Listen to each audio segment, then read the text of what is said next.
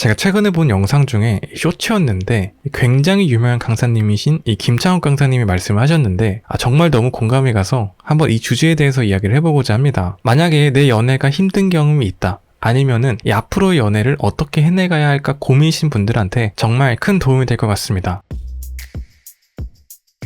자, 그래서 오늘의 주제가 뭐냐면 이 불행한 연애가 반복된다면 어떻게 해야 되는가 라는 주제로 한번 말을 해야 될 것 같아요. 여러분들이 생각하는 이 불행한 연애는 무엇이라고 생각하시나요? 나한테 엄청나게 막 상처를 주고 나쁜 행동을 한 그 사람, 그 자식, 바람 피고 막 난리부르스를 쳐버리고 서로 그냥 뭐 없이 화내고 그런 모습들? 너가 잘못했잖아. 왜 내 탓을 해? 하면서 그래 모르겠다. 그냥 오늘 싸우자. 다 한 번씩 그런 경험 있으시죠? 저도 그래요. 그래서 보통 생각하는 불행한 연애라는 것은 어떻게 바라보냐면 상처가 많은 연애, 이런 연애를 불행한 연애라고 생각을 하게 됩니다. 그리고 이런 연애가 반복되기도 하죠. 사실 이러한 불행한 연애가 만들어지는 가장 큰 이유는 내가 그만큼 사랑할 만한 사람을 찾지 못해서입니다. 이거는 남자분들도 그렇지만 특히나 여성분들한테 좀 더 다가가는 말이라고 생각을 해요. 왜 그러냐면 보통 연애를 시작할 때 여자의 경우 어떻게 시작을 하죠? 너 하는 거 봐서 내가 마음을 열게. 어쭈 이놈 봐라. 감히 나한테 이렇게 행동해? 넌 컷이야. 뭐 과하게 말을 하긴 했지만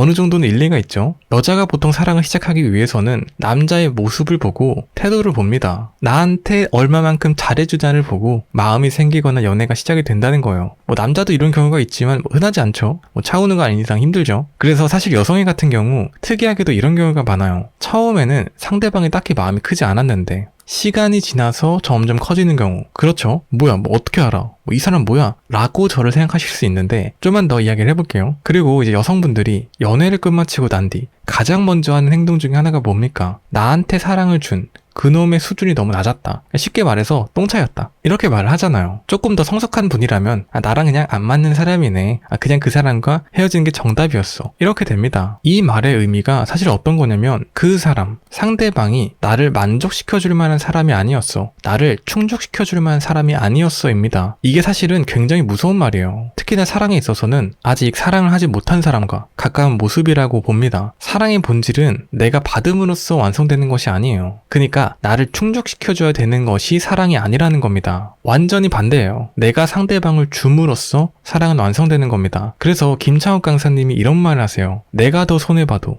그 사람의 짐을 대신 짊어지고 싶은 사람과 연애를 해라. 사랑을 해라. 라고 말을 합니다. 이 말에 사랑의 모든 것이 담겨져 있다고 할 정도로 어떻게 이렇게 깔끔하게 문장을 만들어내셨는지 참 존경스러운데 이 말을 좀 더 분석해보자면 사실 우리가 사랑이라고 생각했던 것은 내가 받아야지만 사랑을 하고 있다라고 생각하는 경우가 많다는 거예요. 그래서 상대방의 관심이 조금이라도 줄어들면은 연락이 줄어들면 어떻게 됩니까? 바로 카톡으로 오늘 좀 바쁜가 보네.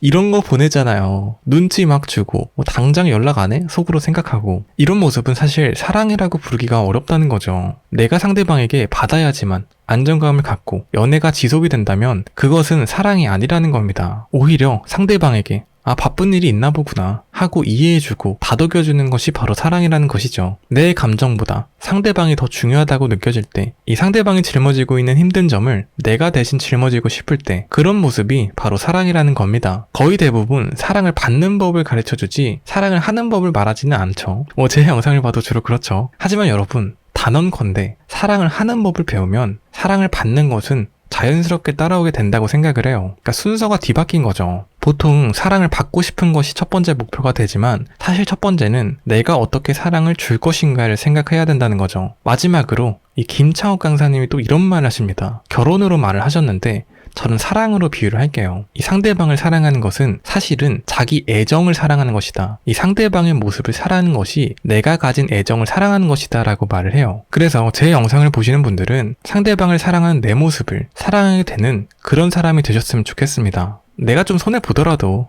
더 사랑하면 되지, 이런 사람이 되셨으면 좋겠어요. 그리고 그럴 만한 사람을 만나셨으면 좋겠습니다. 물론 어렵겠지만 그래도 이런 마음을 가지고 있는 게 더 좋은 방향으로 가지 않겠습니까? 그죠? 그래서 오늘의 이야기는 여기까지입니다. 제 영상을 함께 해주셔서 감사합니다. 연학이었습니다.